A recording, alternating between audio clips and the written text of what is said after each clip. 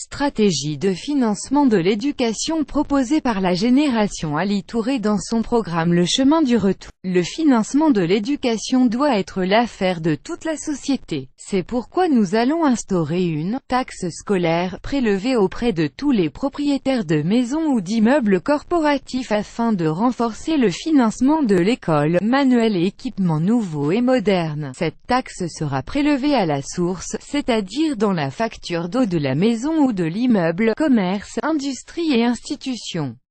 Elle sera en fonction de la valeur du bien immobilier repartie en paiements égaux sur 6 mois sur la facture d'eau. La Société des OSDE se chargera de faire le prélèvement et de le reverser au gouvernement qui se chargera de la répartition. C'est pourquoi nous allons mettre sous tutelle la SDE dès notre arrivée au pouvoir. Dans les villes qui n'ont pas de facture de SDE, l'utilisation de la technologie mobile avec le mobile paiement facilitera la collecte de cette taxe. Pour signifier l'importance qu'on accordera à cette taxe, les pénalités augmenteront considérablement en cas de retard de paiement. La répartition se fera au prorata de la population d'élèves par inspection d'académie (IA), et une importance capitale sera accordée à l'utilisation des fonds avec des projets précis. En plus de la taxe scolaire, le fonds destiné à la reconstruction de l'école sera alimenté par des transferts provenant des fonds suivants. Le fonds de dotation de la décentralisation, qui est de 3,5% de la TVA. Le fonds d'appui au développement local, recettes provenant des opérations minières. Le fonds COSEC, 0,4% appliqué à la valeur en douane des marchandises importées par voie maritime. Et les autres secteurs qui seront structurés et développés, notamment l'industrie minière et pétrolière.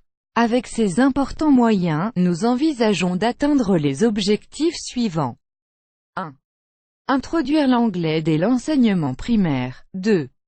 Introduire l'informatique dès le primaire. 3. Doter les écoles de bibliothèques modernes et bien équipées avec des méthodes d'acquisition nouvelles. 4. Des laboratoires équipés et des salles informatiques. 5. Le respect des standards de professeurs en termes d'encadrement et d'effectifs des classes. Ouvrir aux inspections d'académie (IA) un accès à la fibre optique de l'État et en faire des fournisseurs d'Internet pour les écoles. Techniquement, l'État les accompagnera dans ce domaine. 7. Encourager et accompagner l'école dans sa transformation numérique. 8. Créer un environnement qui favorisera l'utilisation des technologies, de création de contenu et de la créativité.